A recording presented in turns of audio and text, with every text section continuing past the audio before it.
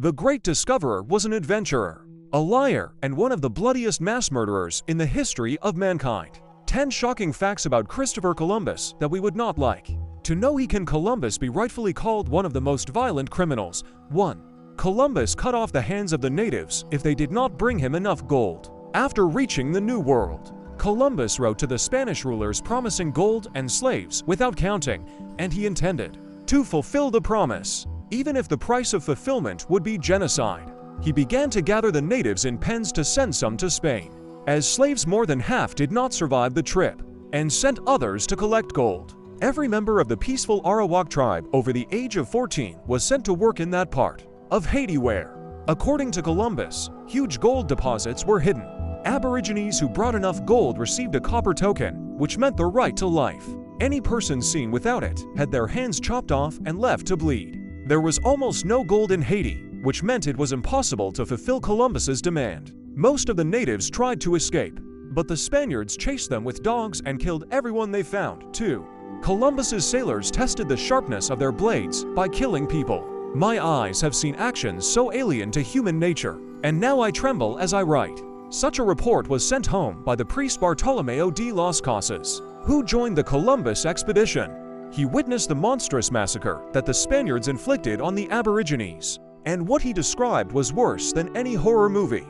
According to Bartolomeo, Columbus's people tested the sharpness of blades on living people. They collected Aborigines and cut off their body parts. To pass the time, he wrote, the Spaniards made bets on who would cut a man in two or chop off his head with one blow. However, the conquerors were not limited to adults. As entertainment, Columbus's team tore babies from their mother's arms and smashed their heads on rocks, or impaled the babies' bodies, along with their mothers and everyone around them, on their swords. 3. Columbus also bullied his own team. When Columbus stayed in the New World and faced food shortages, he began starving his people. The holds of the ships were filled with food, but the great conqueror would not share it with the Spanish settlers, even when they began to starve. Instead, Columbus established a strict set of rules, promising to hang anyone who steals even a piece of bread. However, often the actual punishments were even more perverse. When the cabin boy stole a fish from someone else's net, Columbus nailed his hand to the crime scene. And when another boy was caught stealing grain, he ordered his ears and nose to be cut off, and then flogged, shackled, and finally sold into slavery. Columbus tortured people even for the usual purchase of food with his own money. A group of a dozen Spaniards were tied up and publicly flogged for buying pork and bread. Their crime, as Columbus stated, was that they exchanged and gave away gold without the admiral's permission. By the time Columbus left, 50 of his men had starved to death. He himself, however, remained rather plump and carefully monitored the abundance in his storerooms. 4. Columbus mutilated and humiliated Spanish women. If Columbus was displeased with a Spanish woman, he sought not just to flog her or hang her. One of the punishments was public humiliation. In particular, he ordered to strip the woman naked, put her on a mule, and take her all over the city. Columbus's group has done this at least 3 times. The first was the sentence of a woman pronounced by Christopher Columbus himself for falsely claiming to be pregnant. The criminal was driven naked through the streets. Columbus's brother Bartolomeo followed his example a little later, when the woman called them the sons of a simple apprentice and, importantly, did not go against the truth. After publicly humiliating her, he ordered her tongue to be cut out. Christopher was delighted. He publicly congratulated Bartolome for protecting the good name of the family. Another official did the same to a woman named Teresa de Vica, because her friend, not even Teresa herself, there was an affair. The authorities believed that she deserved punishment for pimping, so the woman was stripped naked, inflicted 100 lashes, and cut out her tongue. 5. He sold children into sexual slavery. When Columbus realized that prostitution could earn more money than cultivating the land, he assembled a group of sex slaves. It's as easy to get 100 castellanos for a woman as it is for a farm, he wrote home, considering it a reasonable business decision. There was no question of the voluntary participation of women in prostitution, and, for that matter, it was not always about adults. The most profitable, according to Columbus, were little girls. He wrote that 9 to 10 are in demand now. 6. Columbus lied that he was the first person to notice the Earth. The great discoverer not only killed, cut, and raped, having reached unlimited power. Sometimes he limited himself to little things to amuse his ego.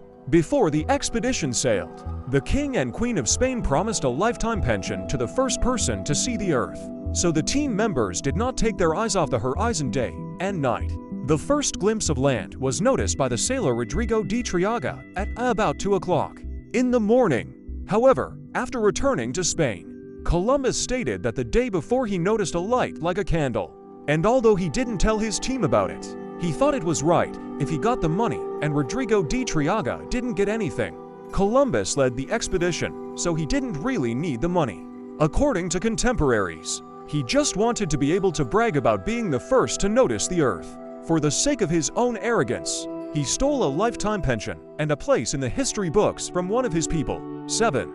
Columbus dismembered people and displayed their remains on the streets of cities. Peaceful Arawak Aborigines who were mutilated, poisoned with dogs, and sold into sexual slavery, eventually decided to fight back and rebelled. Unfortunately, they had no chance against the mounted Spaniards armed with muskets and swords, so the uprising was suppressed quite quickly. Columbus and his men hanged some of the natives, enslaved others, and burned some alive. To emphasize their power, the Spaniards dismembered the bodies of the dead and drove with them through the streets of the Aboriginal settlements. It was a message: anyone who tries to fight Columbus will suffer the same fate. 8. He pretended to be a god to make the natives work for him. When the Aborigines realized that they could not kill Columbus, they decided to starve his team to death. The Spaniards themselves did not know how to survive in the New World. Columbus relied on the food that the Aborigines brought. The tribes living in Jamaica decided to stop feeding the invaders, hoping that they would leave. Columbus, however, managed to trick them into abandoning their plan by pretending to have magical powers. He used an astronomical table to calculate when the next lunar eclipse would occur. Then, a few moments before the eclipse began, Columbus announced to the Aborigines that God was angry with them, and that the moon would now burn with anger. 9. The Arawaks committed mass suicide in order not to remain under the rule of Columbus. Unable to escape Columbus, the Arawaks of Haiti simply gave up.